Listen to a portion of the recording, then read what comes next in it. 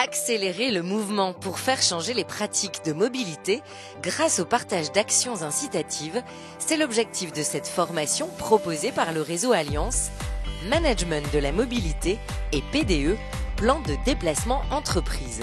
Aujourd'hui, nous, on va les aider à progresser seuls. On a aussi un accompagnement collectif avec des ateliers d'échange de bonnes pratiques, avec des groupes de travail, avec des formats un petit peu plus larges de sensibilisation. On va vraiment leur proposer un accompagnement sur un très long terme. Une fois qu'elles ont mis en place leur plan de déplacement, l'idée c'est d'avoir une démarche de progrès continu et qu'elles puissent continuer à l'enrichir, à l'évaluer, à trouver de nouvelles idées. Et les idées ne manquent pas, comme la prise en compte de l'accès au site de travail, des places de stationnement, le bien-être dans les déplacements, l'équilibre entre vie professionnelle et vie personnelle ou encore la capacité d'adaptation, chacun partage sa vision et envisage les bonnes solutions. Aujourd'hui, c'était très intéressant de voir comment chacun y est confronté et puis surtout quelles réponses ont pu être apportées à des degrés différents.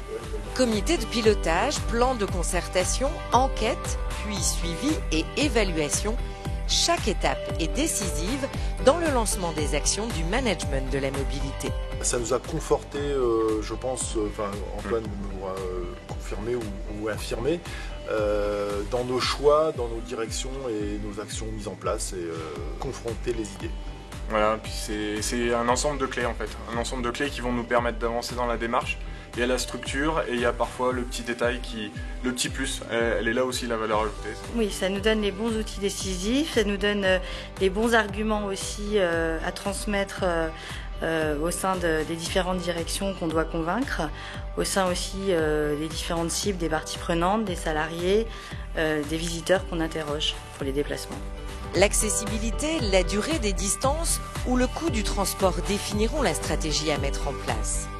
Promouvoir et sensibiliser restent néanmoins les clés d'une bonne méthodologie propre à un PDE. On identifie à la fois des phases techniques, donc de la méthodologie technique. On va aussi leur apporter en fait des techniques d'animation pour pouvoir reproduire en fait des groupes de travail, des groupes de concertation avec leurs parties prenantes. Donc on estime qu'à la fin les participants seront autonomes dans la mise en place de leur plan de déplacement entreprise.